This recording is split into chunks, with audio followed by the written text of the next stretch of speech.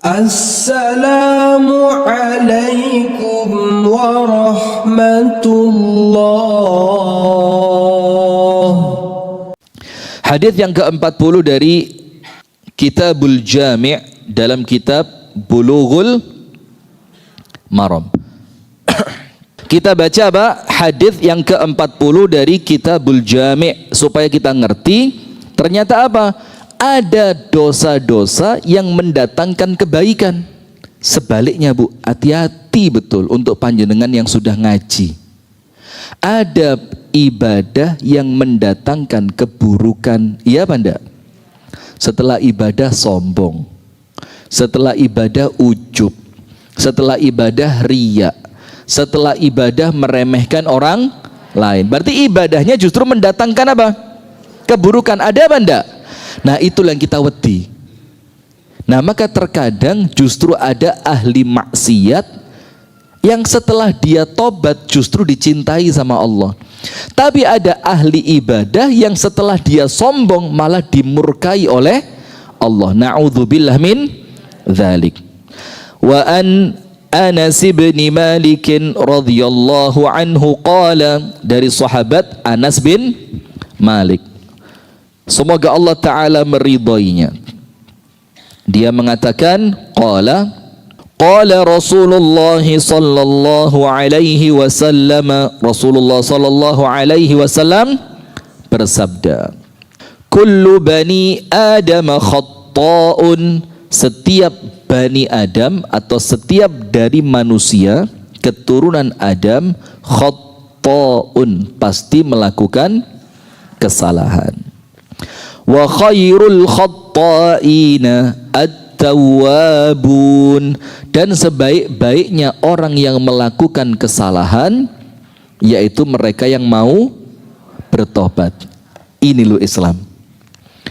Orang salah bisa jadi terbaik. Itu loh Islam. Sebagaimana Amirul Mukminin Umar bin Al-Khattab yang awalnya begitu getol untuk apa? Memusuhi Nabi besar Muhammad sallallahu alaihi wasallam. Sekarang kuburannya di mana? Di sebelahnya Nabi. Coba. Sya'u am abau. Entah mereka senang atau mereka tidak senang. Orang-orang Syiah maksudnya ya. Yang penting sekarang kuburannya Umar di mana? Di sebelahnya Nabi. Dulu orang yang paling keras, salah satu yang paling keras permusuhannya kepada Nabi Muhammad sallallahu alaihi wasallam, sampai ketika dia dibilang, mau kemana kamu? Saya mau bunuh Muhammad. Kata yang ketemu sama Umar ini, ojo ado-ado, lalapo kedisian nang Muhammad disi, adikmu lo melbu Islam, lalapo kok, kenapa jauh-jauh mau bunuh Nabi Muhammad? Urusan keluargamu dulu belum beres, adikmu masuk Islam. Panas Umar, merah mukanya. Datang ke rumah adiknya, pas adiknya sedang membaca apa? Surah Taha, ma anzalna alaikal qur'ana litashqa illa tadhkirat, sampai beberapa ayat. Umar masuk dobrak sama Umar. Umar pengen ambil Qur'annya, adiknya bilang, oh belum boleh, karena ini la yamassuhu illal mutahharun, tidak boleh dipegang orang yang tidak suci, dan orang kafir itu apa? Najas, mereka itu najis, tidak boleh pegang. Kalau mau mandi dulu, diarahkan segala macam sampai dia masuk Islam. Dia baca terkesan hanya dengan beberapa ayat. Maka salah satu cirinya Umar itu apa? Salah satu cirinya Umar, paling cepat tersentuh dengan Al-Quran. Itu ciri khasnya Umar. Paling cepat apa? Tersentuh dengan Al-Quran. Ada satu cerita, asistennya Umar namanya Aslam, bukan Abu Aslam, Aslam. Saya ketemu sama beliau kemarin di hotel di Saudi. Abu Aslamnya ketemu, Aslamnya ketemu, lengkap sudah, lengkap. Sudah, ya anaknya lo sopo masuk tonggone, ya aduh ibu-ibu ini. Lemang bapaknya namanya Ustadz Abu Aslam. Saya bilang sama Ustadz Abu Aslamnya ketemu, sama Aslamnya ketemu, anaknya lo ya mesti lo masuk tonggone. Susah. Sudah. Kenapa? Saya mau ini namanya Aslam. asistennya Umar. Salah satu, karena ada beberapa yang dampingi Umar. Termasuk siapa? Abu Ubaidah. Abu Ubaidah ini yang masuk di cerita dampingi Amirul Mukminina Umar ketika ketemu ibu-ibu masak batu. Oh ya, ya itu namanya Abu Ubaidah. Nah, kalau Aslam ini yang biasa bagian nganter Umar ke pasar, ke rumah, di acara-acara itu. Sudah, maka suatu hari Aslam ini ketemu sama Bilal. Terus tanya, ya Aslam, sif lana Umaran idza ghadib. Aslam, kata Bilal, saya penasaran. Coba ceritain bagaimana keadaannya Amirul Mukminina Umar kalau sedang marah. Bayangin nggak marah aja, apa bahasanya ya? Yo sudah cukup menakutkan. Apalagi ketika marah. Apa kata Aslam? Wallahi ya Bilal, idza ghadib kana Umar idza ghadib la yusaf. Umar kalau marah ndak iso diceritakno. Bilal tanya, kenapa ndak iso diceritakno? Marahnya besar. Dan bukan cuma itu, kenapa kami ndak bisa menceritakan? Jangankan Umar marah, mulai kate marah kami udah pergi. Bagaimana kelihatan Umar marah? Loh, dia menjelang marah saja, masih muqaddimah, masih innal hamdalillah. Itu kami sudah pergi. Seperti ibu-ibu baru innal hamdalillah sudah merem. Baru muqaddimah, wes. Nah, ini mirip-mirip sama Aslam ini. Terus apa kata Bilal? Wallahi la. Oh, kamu keliru Aslam, kata Bilal. Tidak begitu. Saya pernah ketemu Umar di puncak kemarahannya, pas ngamuk sing paling pol, di puncak kemarahannya. Waktu itu faqara'tu alaihi ba'dha ayil Quran. Aku bacakan di hadapan Umar di puncak-puncak kemarahannya sedikit ayat Quran. Terus apa yang terjadi? Fata'ta'a ra'sahu ka'annahu at-tayrul madhbuh. Langsung Umar itu diam, langsung gini. Tidak lama pingsan seperti burung yang disembelih. Apa ayat yang dibaca sama Bilal? Wal kadhiminal ghaidha wal 'afina 'anil nas wallahu yuhibbul muhsinin. Salah satu ciri penghuni surga itu apa? Kadhiminal ghaidh, pandai menahan amarah. Jadi tengamuk langsung seketika, ya bukan seperti itu juga ya, tapi marahnya itu dikelola. Bukan orang yang diperbudak oleh nafsunya, kepingin ngamuk, kepingin jerit. Itu orang lemah. Maka dibilang orang kuat itu bukan yang menang pertandingan gulat kan, tapi siapa orang yang kuat itu? Kalau lagi emosi, emosinya ditahan.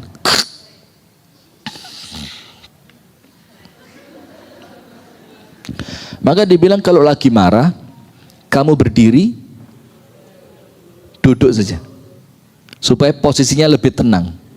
Kalau duduk, berdiri, bolak-balik bu, la ilaha illallah. Kalau ini semakin rendah, jangan semakin naik. Kalau berdiri, duduk. Kalau duduk, berbaring. Dalam riwayat yang lain dikatakan marah itu dari setan, setan tercipta dari api. Maka kalau kamu sedang marah, wudhu. Maksudnya apa? Padamkan kemarahan dari setan yang terbuat dari api dengan air wudhu. Dalam riwayat yang lain dikatakan idza ghadhiba ahadukum falyaskut. Kalau salah seorang di antara kalian marah, ojo ngomong, diem. Karena banyak sekali orang ngomong ketika marah akhirnya menyesal. Iya benda. Dalam ucapan para ulama dibilang apa? Kalau kamu marah mendingan tinggalan. Mendingan apa? Tinggalan. Maka Rasulullah ketika marah dengan sebagian istrinya, itu sama Rasulullah ditinggal. Sama Rasulullah apa? Ditinggal. Nah maka ibu-ibu sekalian dirahmati oleh Allah, maka dikatakan kok bahas marah ya? Tadi kan ini kullu bani adam khatta'un. Setiap manusia, Umar itu cirinya apa? Sangat gampang terpengaruh dengan ayat Al-Quran. Maka ketika di puncak-puncak marahnya dengar Quran, langsung apa? Tunduk. Sami'na wa ata'na. Itu Sayyiduna Umar ibnul Khattab radhiyallahu ta'ala anhu. Nah itulah Islam, Bu. Dari orang yang bersalah, orang yang berdosa, orang yang melakukan kesalahan, tidak tertutup kesempatan kesalahan itu menjadikan dia orang terbaik. Nah sekarang tak cerita nih. Mau? Ada orang, ibu-ibu, rumah tangganya rusak karena kesalahan masa lalu. Dulu waktu berumah tangga kurang sabar, kurang ibadah, kurang qanaah, sampai terakhir Allah takdirkan apa? Pisah. Sudah, setelah pisah, perempuan ini mulai rajin ngaji, mulai dia memperbaiki diri. Dia ngerti, oh ternyata zaman dulu saya emosian, ternyata zaman dulu saya orangnya kurang bersyukur, saya tidak qanaah. Setelah dia dalam proses memperbaiki diri, semakin hari semakin baik, semakin lama dia menjadi perempuan yang semakin baik. Semakin apa? Baik. Sampai dikenal, ini loh perempuan baik. Nah sudah, ketika itu ada seorang laki-laki melamar dia, dan kelihatan laki-lakinya juga Masya Allah laki-laki yang baik. Setelah dia menikah, dia jadikan pengalaman perceraian sebelumnya sebagai pelajaran untuk rumah tangganya. Sekarang rumah tangganya baik, dia berbahagia dalam rumah tangga yang barunya. Kenapa? Karena keburukan masa lalu, kesalahan masa lalu menjadikan dia menjadi orang yang lebih baik. Dan itu Islam. Jadi Islam itu tidak melihat Anda siapa dulunya, tapi Islam itu melihat sekarang Anda seperti apa. Betul lah Benda? Nah maka dalam Islam itu amalan kita yang dihitung awalnya, tengahnya atau akhirnya? Awal, tengah atau akhir? Akhir.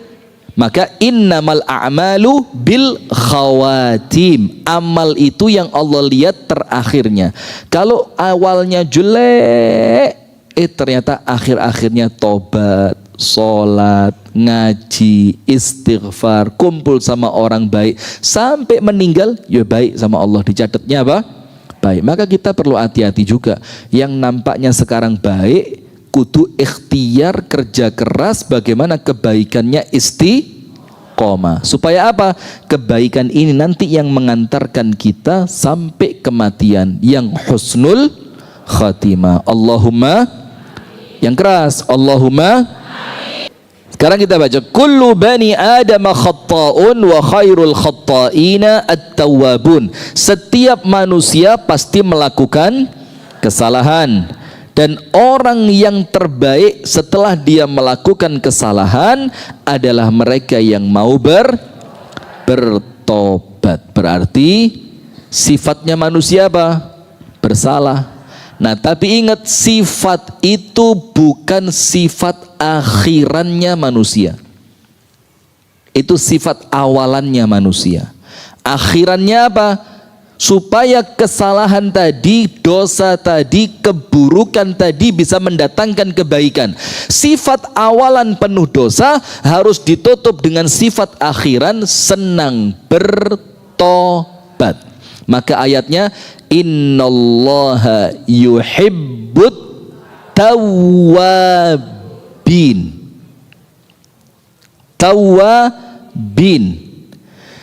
Tawwabin bukan kata tobat.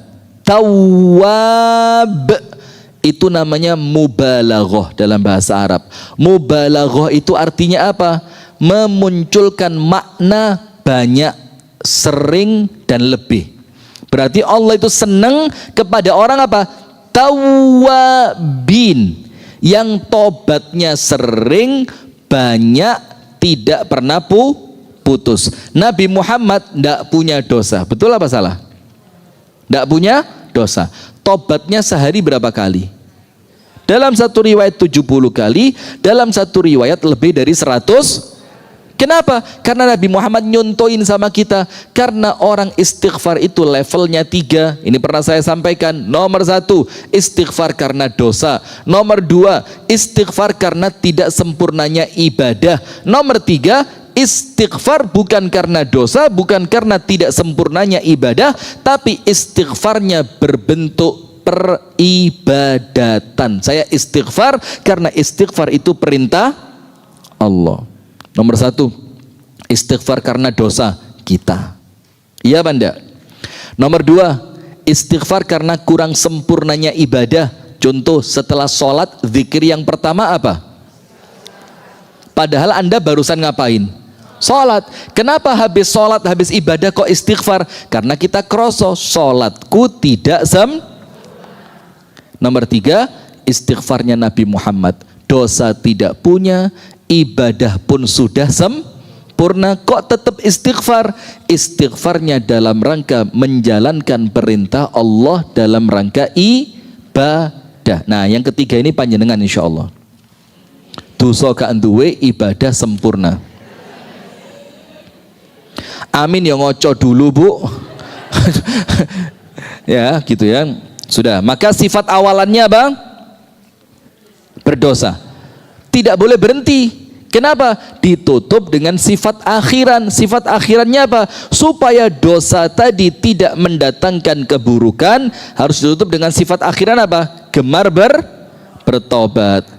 Waman lam yatub faulaika humudz zalimun. Anda buka surat Al-Hujurat pada ayat yang ke-11.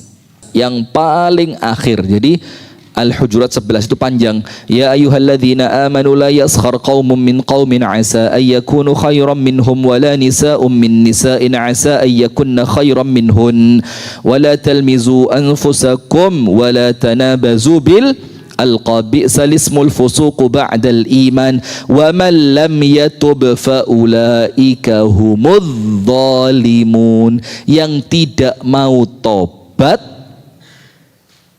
dia termasuk orang yang zalim. Pertanyaan, kenapa orang yang tidak mau tobat dibilang zalim?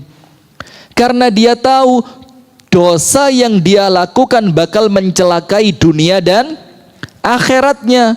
Bagaimana dosa itu bisa mendatangkan keselamatan? Harus ditutupi dengan tobat. Berarti kalau setelah berdosa tidak mau tobat, dia zalim terhadap dirinya sendiri. Maka Allah firmankan dalam suratul Hujurat ayat keberapa?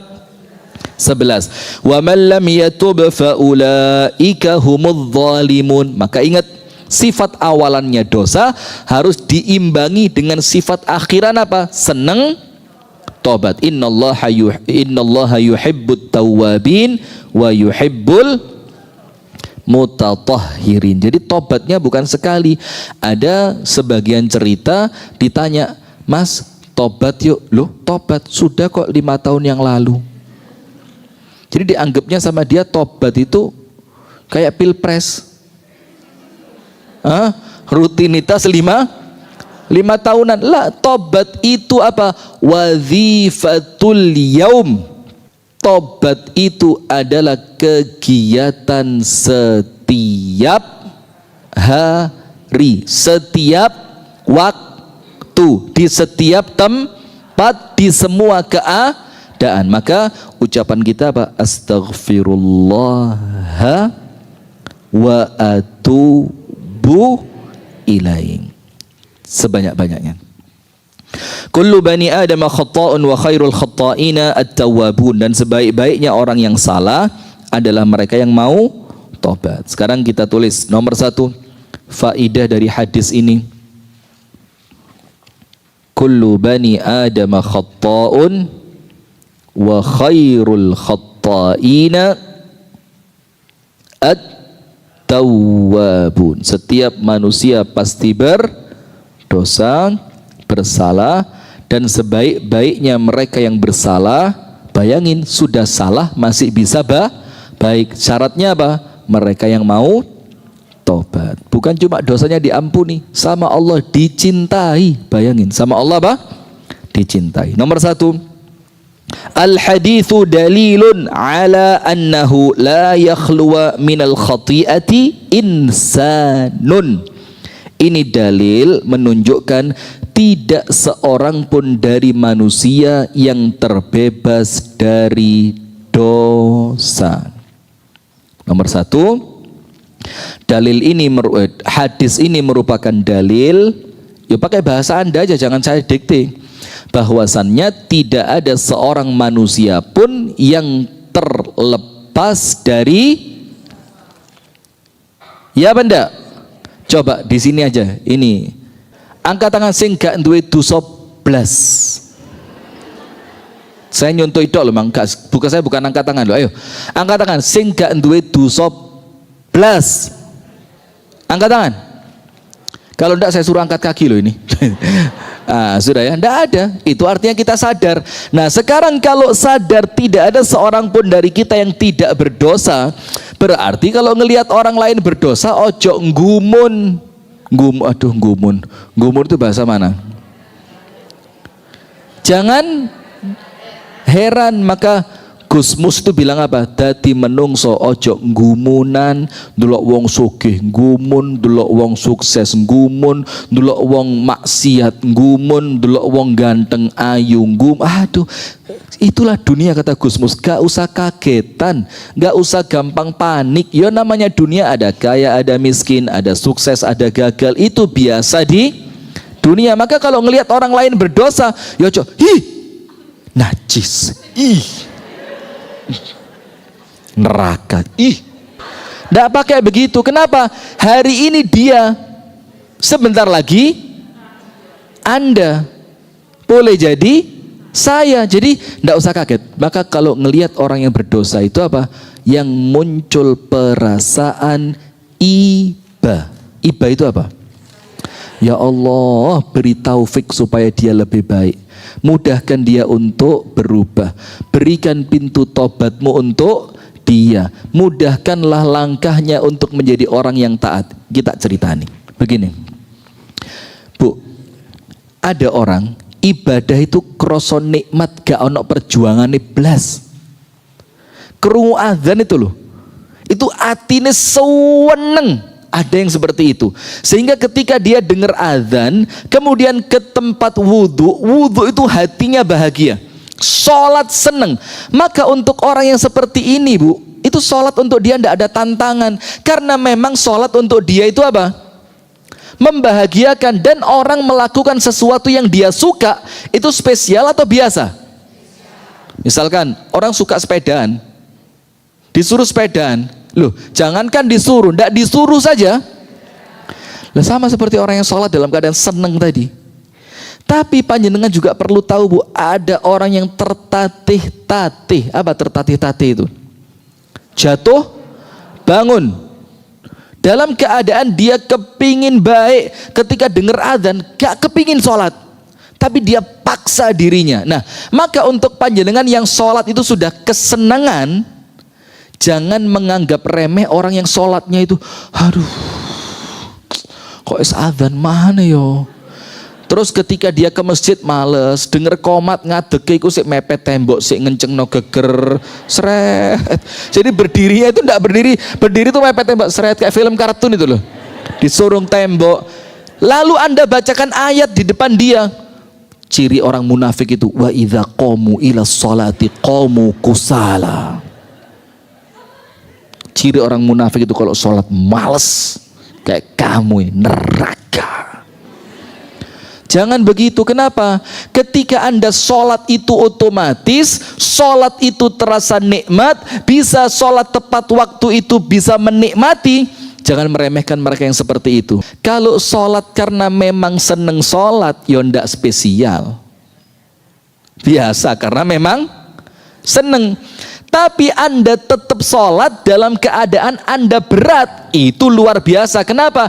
Anda tidak lagi memperhatikan kesenangan Anda, tapi Anda melakukan apa yang bikin Allah senang. Spesial apa enggak? Contoh, istri itu, Bu, enggak seneng masak. Masak. Dia enggak seneng masak. tapi tetap dia masak. Kenapa? Karena dia tahu dengan masak ini suami saya bakal seneng, anak-anak saya bakal mendapatkan masakan yang sehat, minimal ganok micine masih kasinen. Ya, akhirnya apa? Dia paksa masak. Maka itu lebih utama dibandingkan perempuan yang memang seneng masak. Kenapa? Kalau memang seneng masak, boleh jadi dia masak untuk kesenengannya dia. Tapi kalau dari awal tidak seneng masak, tapi dia paksakan masak, berarti dia masak untuk kesenengan orang. Siapa orang lain itu? Suaminya, anaknya. Mana lebih hebat, yang seneng atau yang terpaksa? Nah, tapi terpaksanya jangan dipelihara. Lah serius ini kan? Ya awalnya mungkin terpaksa, dipaksa, lama-lama harus muncul apa? Nah, kesukarelaan supaya ibadahnya semakin terasa nikmat. Nah, panjenengan di level yang mana? Terpaksa sholat atau sholat sudah nikmat? Ya tergantung keadaan ya. Lek pas imane bagus gitu ya, kok gak adzan-adzan ya. Lek imane pas elek, kok adzan maneh ya. Ah gitu. Anda tidak tahu ternyata Anda diadzani di kuburan sudah. Kok adzan mana ya? Loh, di kuburan tiba no. Aku mati tiba no. Nah, astagfirullah wa atubu ilaina. Maka nomor satu ingat Bu, hadis ini merupakan dalil bahwa tidak ada seorang manusia pun yang tidak melakukan dosa. Lama jabala alaihi minad dha'af. Karena apa? Memang Allah menciptakan dia dalam keadaan lemah. Ayatnya apa tadi? An-Nisa berapa? 28. Wa adamul inqiyadi limuwalahu fi fi'li ma da'ahu ilaihi. Karena apa? Dia dalam keadaan inqiyad itu ditundukkan oleh penciptaan yang Allah dia apa? Dipaksa oleh Allah tunduk dalam sifat penciptaannya. Wa khuliqal insanu dha'ifa, maka mau tidak mau pasti berdosa. Cuma terkadang kadar dosanya berbeda. Ada yang diuji dengan dosa besar, ada yang mereka sekedar melakukan dosa-dosa kecil. Contoh di antara dosa-dosa kecil apa? Rasan ngawur besar itu. Rasan-rasan itu apa? Besar lah, kok kecil ya. Itu yang pertama. Kemudian yang kedua, faedah dari hadis yang kedua, az-dzunubu qismani kabair wa saghair. Dosa itu dibagi dua. Yang pertama dosa besar dan yang kedua dosa kecil. Yang dimaksudkan di dalam hadis ini adalah apa? Kullu bani Adam khatta'un, artinya bukan pasti melakukan dosa besar tapi dosa kecil. Karena kalau dosa besar ya wajib dihindari, dosa kecil pun wajib, tapi tidak akan ada seorang pun yang mampu menghindarinya. Faham enggak? Gini, dosa terbagi berapa? Nomor satu dosa, nomor dua dosa kecil. Kalau dosa besar wajib enggak dihindari? Wajib enggak dihindari? Wajib. Dan banyak manusia yang sukses meninggalkannya. Banyak manusia yang sukses. Kalau dosa kecil, wajib gak dihindari? Wajib, tapi tidak akan ada seorang pun yang bisa menghindarinya. Sampai sini paham? Jadi yang dimaksudkan dalam hadis ini, setiap manusia pasti berdosa, itu dosa besar atau dosa kecil? Besar apa kecil? Kecil. Karena kalau dosa besar Bu, ada sebagian di antara manusia yang memang mereka oleh Allah Subhanahu wa ta'ala diberikan kemampuan untuk apa? Untuk meninggalkannya. Panjenengan buka surah An-Najm ayat 32. Surah apa? An-Najm ayat 32. Ini bukti bahwa kalau dosa besar banyak manusia yang mampu menghindari, bahkan sampai mati tidak melakukannya. Tapi kalau dosa kecil pasti apa? Semua manusia pernah melakukannya. Maka yang dimaksudkan dalam hadis ini dosa kecil apa besar? Kecil, di mana tidak ada manusia satu pun yang bisa menghindarinya. Dosa kecil itu apa Bu? Dosa yang tidak diancam azab, tidak ada kata-kata laknat, tidak ada hukuman hadnya di dunia. Had itu apa? Potong tangan, rajam, cambuk, itu namanya apa? Had. Dan tidak diancam dengan azab. Tidak pula ada kata-kata laknat. Itu dosa-dosa kecil. Sekarang kita baca An-Najm 32. Alladzina yajtanibuna kaba'iral itsmi wal fawahisha illal lamam. Yaitu siapa mereka yang Allah cintai, siapa mereka yang akan Allah masukkan ke dalam surga. An-Najm berapa? 32. Sudah ditulis? Yaitu mereka yajtanibuna kaba'iral itsmi, mereka yang senantiasa kerja keras, berikhtiar mati-matian, tidak pernah berhenti, senantiasa istiqomah untuk apa? Meninggalkan dosa besar. Wal fawahish, fawahish itu apa? Maaf ya, fawahish itu dosa-dosa keji tapi semuanya berkaitan dengan zina. Itu namanya apa? Fawahish. Zina, na'udzubillah, a'azzanallah wa iyyakum, nas'alullah salamata wal afiyah, Allahumma inna nas'aluka sitra wal afaf. Zina, karaoke. Tapi Anda jangan bayangkan karaoke yang tapi memang yang kita maksud paham ya. Karaoke, kemudian joget dengan perempuan dengan mujun itu pornografi, kemudian na'udzubillah. Itu namanya apa? Fawahish. Yaitu mereka yang senantiasa meninggalkan dosa-dosa besar dan meninggalkan fahisha atau jamaknya fawahish illa al-lamam, kecuali dosa yang namanya lamam. Lamam itu apa? Dosa kecil. Lamam itu apa? Berarti ayat An-Najm 32 ini Bu menjelaskan kepada kita kalau dosa kecil tidak ada seorang pun dari manusia yang bisa meninggalkannya. Faham ibu-ibu? Maka dosa terbagi berapa? Dua, besar dan kecil. Dan yang disebutkan di dalam hadis ini dosa apa? Dosa kecil. Kemudian penjelasan tambahan, kalau dosa kecil bisa terhapuskan dengan ibadah. Kalau dosa besar tidak mungkin dihapus kecuali dengan tobat. Dengan tobat. Ayatnya, kalau dosa kecil bisa terhapuskan dengan ibadah, surat Hud. Surat apa? Hud ayat 114. Allah Ta'ala berfirman dalam surah Hud ayat yang ke-114, Innal hasanati yudhibnas sayyiat. Perbuatan baik bisa menghapuskan dosa dari perbuatan buruk. Maksudnya begini, dosa-dosa kecil itu Bu otomatis terhapus. Contohnya dengan apa? Perbuatan baik. Misalkan ketika seorang hamba berwudu, maka meneteslah, hilanglah semua dosa-dosa yang dia lakukan seiring menetesnya air yang keluar. Iya benda. Misalkan ketika dia mencuci wajahnya, maka semua dosa yang dihapus yang dilakukan oleh wajahnya, entah itu mata, entah itu lisan, segala macam, jatuh dengan air wudhunya. Tangan jatuh dengan air wudhunya, kaki jatuh dengan air. Contoh yang lain, kalau orang berjalan ke masjid, langkah yang pertama menghapus dosa, langkah yang kedua meninggikan. Nah, dosa yang terhapus ketika Anda melangkah tadi bukan dosa besar, tapi dosa apa? Dosa kecil.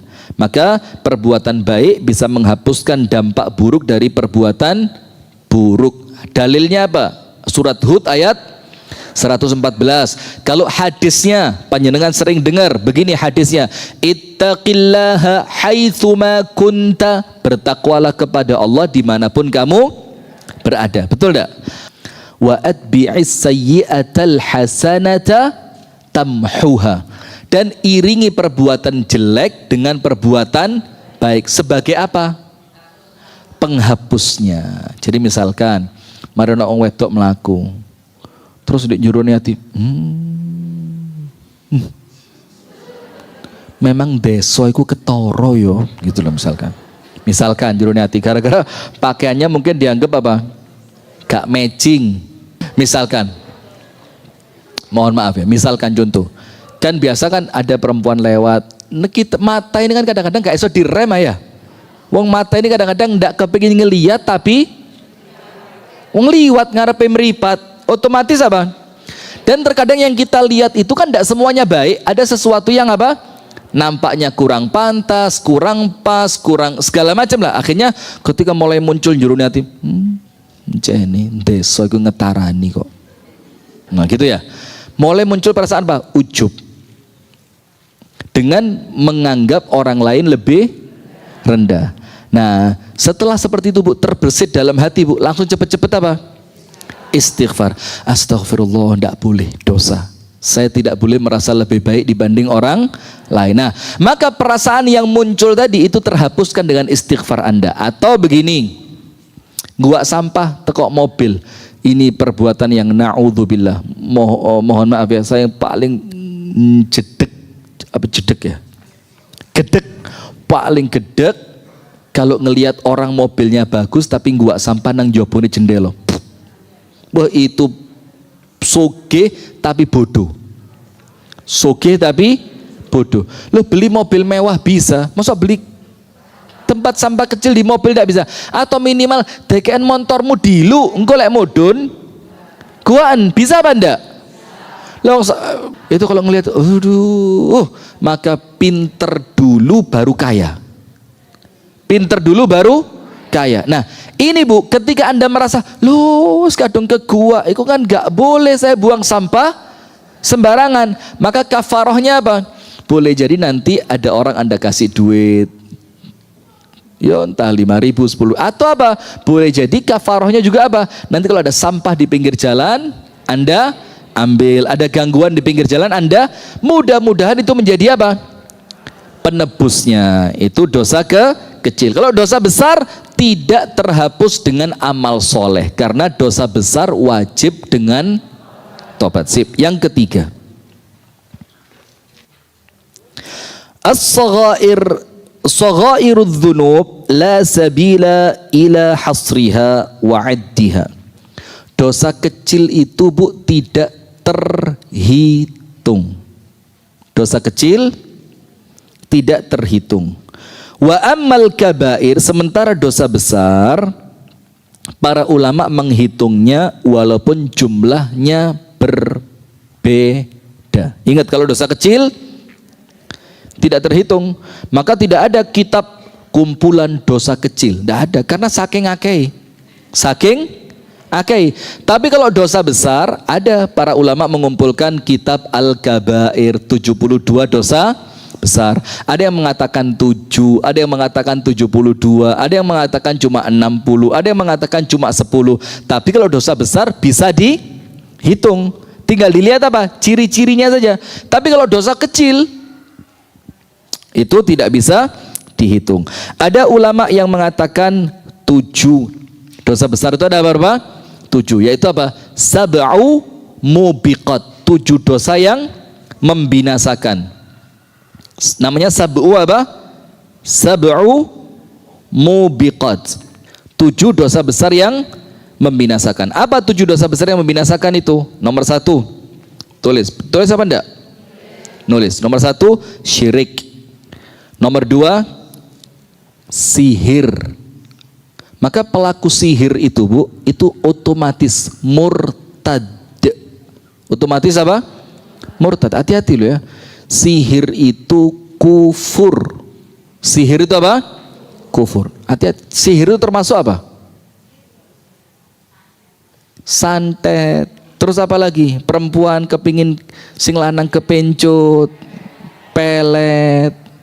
Kemudian apa lagi? Nutupi tokone wong. Ada loh ini Bu. Dan itu kejadian.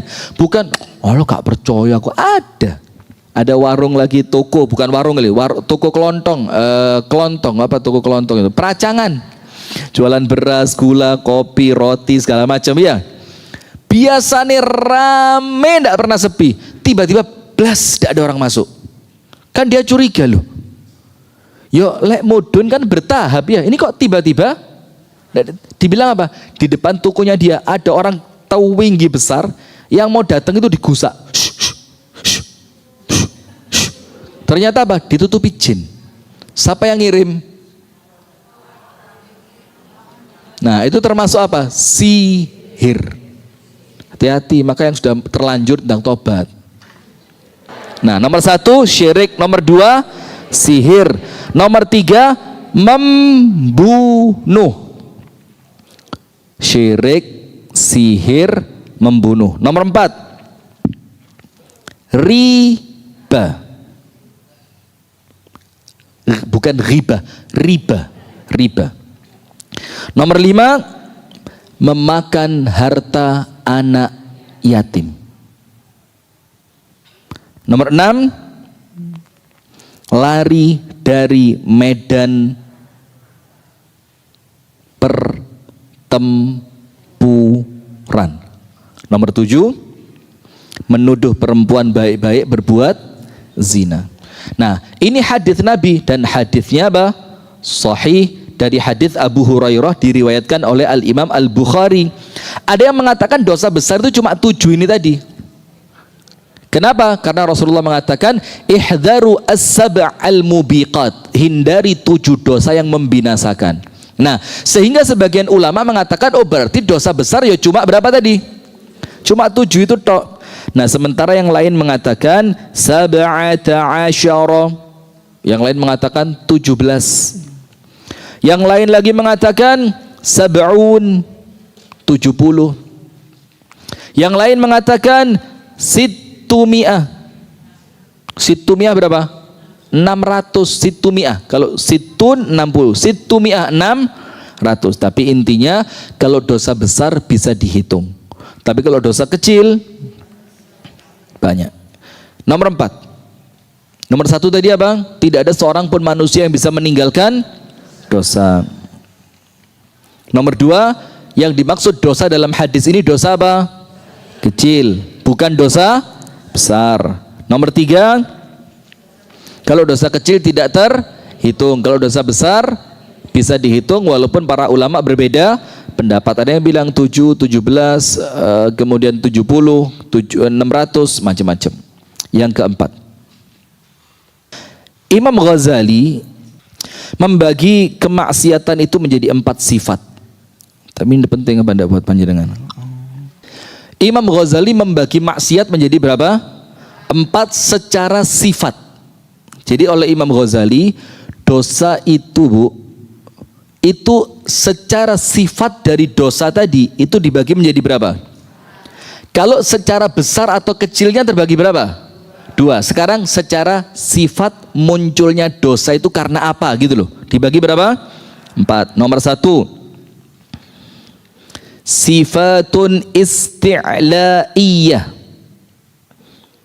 Sifatun isti'la, isti'la itu a'la, a'la itu tinggi. Jadi sifat karena egoisme.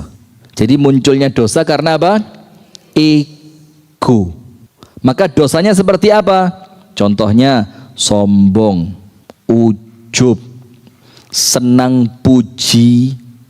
pujian, minta dimuliakan. Kemudian apa lagi? Fakhr. Fakhr itu bangga diri, ya mirip dengan ujub. Tapi kalau ujub itu rodok urusannya hati, kalau fakhr itu zahir. Klambine kudu beda dhewe mbek liyane. Seperti saya sekarang kan beda dhewe ini ya. Kalau saya sama dengan panjenengan malah ruwet ini ya, dilaknat sama Allah Ta'ala. Sudah, itu nomor 1, sifat dosa karena apa? Ego. Maka dosanya seperti apa? Yo dosa yang berkaitan dengan egoisme, sombong, ujub, pengen dimuliakan, seneng dipuji, menghina orang lain, merendahkan, itu dosa yang sifatnya muncul karena apa? Ego. Maka obatnya apa? Cuma 1 kata Imam Ghazali, mengejawantahkan bahwa kita ini abdun. Abdun itu apa? Hamba. Jadi kalau hamba gak usah gaya tok. Dosa yang kedua, sifat yang kedua, sifat bahimiyah. Bahimiyah apa? Binatang. Sifat apa? Binatang. Dosa yang muncul dari sifat kebinatangan manusia. Ada enggak? Ada. Sampai disebutkan dalam Al-Quran, ada manusia itu yang bukan seperti binatang, tapi apa? Lebih rendah dari binatang. Balhum adhal. Contohnya apa? Dosa dari sifat kebinatangan ini. Rata-rata yang berkaitan dengan syahwat perut dan syahwat bawahnya perut. Apa bahasanya? Perut dan seksualitas. Termasuk apa? Zina, homo, ya LGBT lah kalau sekarang ya. Terus apa? Rakus dengan makanan. Dan sekarang masuk di YouTube loh Bu, makan yang orang. Imam Ahmad itu mengatakan Bu, al-auratu auratani. Imam Ahmad itu ngomong yang perlu kita tutupi itu dua. Nomor satu makan, nomor dua tidur. Itu kata Imam Ahmad, itu yang perlu ditutup untuk menjaga muru'ah. Muru'ah itu apa? Kewibawaan. Nah maka dosa yang bersifat bahimiyah, bahimiyah itu sifat binatang, itu dua, berkaitan dengan perut dan kemaluan. Perut dan makan. Sekarang banyak di YouTube kan orang yang makannya itu, wah. Maka Rasulullah dalam hadis yang kemarin kita baca apa? Tidak ada tempat yang paling buruk untuk diisi kecuali perut. Maka hati-hati, jangan rakus. Itu dosa yang bersifat binatang. Kemudian yang ketiga, dosa yang bersifat syaitaniyah, yang mencerminkan sifatnya siapa? Setan. Biasa dosa yang berkaitan dengan jiwa. Syaitaniyah biasanya dosa yang berkaitan dengan apa? Jiwa. Apa bahasanya jiwa itu apa ya? Mungkin makna yang mendekat Ibu, mentality. Mental. Contohnya apa? Dosa syaitaniyah ini. Seperti hasad, curang, khianat. Setan semua ada ini. Setan itu tidak mau sujud kepada Nabi Adam karena apa? Sombongnya, karena hasadnya, akhirnya berkhianat, akhirnya nipu Nabi Adam. Nipu apa enggak? Nipu. Apa penipuannya? Dibilang apa? Adam, Allah tidak melarang kamu mendekati pohon ini kecuali karena Allah khawatir kalau apa? Kalau kamu jadi malaikat atau kamu kekal. Akhirnya itu kan pengkhianatan, penipuan. Itu syaitaniyah. Maka kalau dagang senengane nipu, timbangannya dikurangi, itu dosa yang sifatnya apa?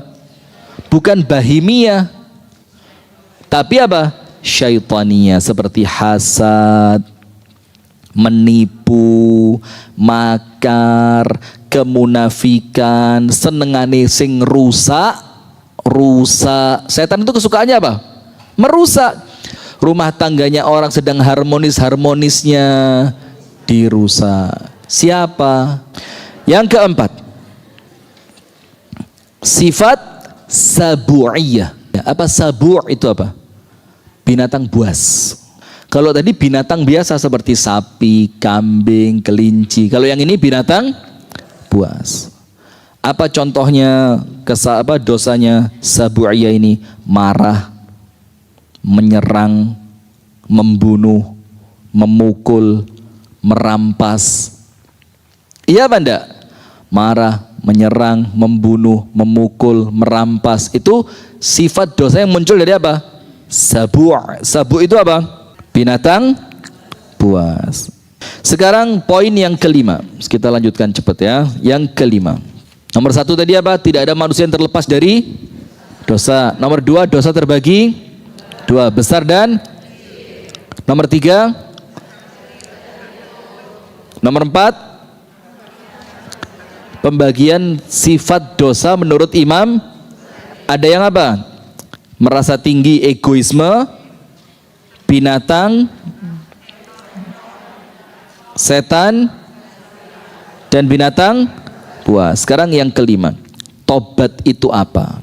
Kan hadisnya mengatakan setiap Bani Adam pasti bersalah, dan sebaik-baiknya orang yang bersalah adalah orang yang mau tobat. Sekarang dijelaskan poin kelima tentang tobat. Tobat secara bahasa ar-ruju', kembali. Tobat secara bahasa apa? Ruju'. Ruju' itu apa? Kembali. Kalau orang nikah dibilang rujuk berarti apa? Kembali. Setelahnya cerai, tolak. Tolak itu apa?